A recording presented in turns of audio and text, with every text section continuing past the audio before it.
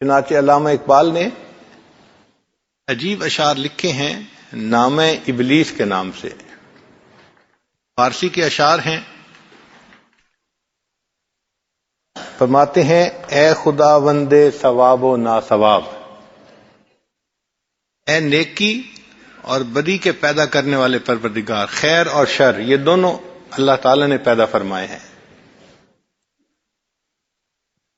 اے خداوند ثواب و ناثواب، اے خیر اور شر کے پیدا کرنے والے پروردگار، من شدم از صحبت آدم خراب، میں آدم کی صحبت سے بہت خراب ہو گیا ہوں.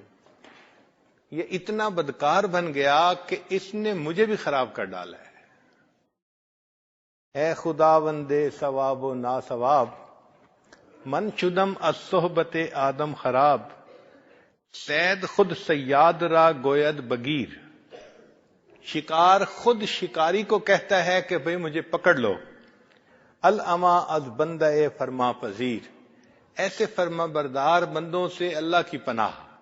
یہ کیسے لوگ ہیں کہ جو خود مجھے کہتے ہیں کہ تو ہم سے جو چاہے گناہ کروا.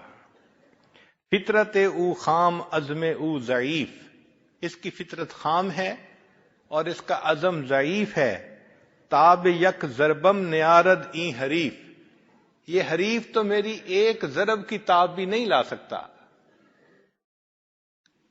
ایک ضرب لگاتا ہوں اور یہ چت ہو جاتا ہے. ابن آدم چیست یک مشت خس است، ابن آدم کیا ہے؟ ایک مٹھی تنکوں کی مانند ہے. ابن آدم چیست یک مشت خس است، مشت خس را یک شرار از من بس است. اور یہ ایک مٹھی تنکے ان کے لیے تو میری طرف سے ایک شرر ہی کافی ہے، ایک شعلہ ہی کافی ہے.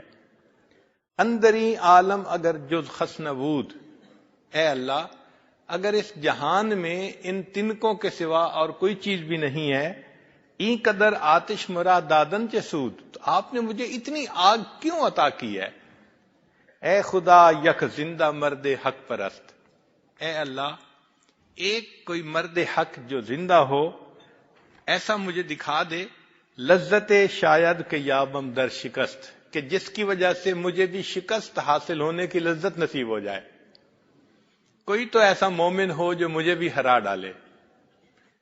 تو انسان نفس امارہ کی وجہ سے ایسی زندگی گزارتا ہے کہ من مرضی کی زندگی. یہ اگرچہ کلمہ پڑھا ہوا بندہ ہے لیکن اس کی زندگی اسلام والی زندگی نہیں ہوتی، من مرضی کی زندگی ہوتی ہے.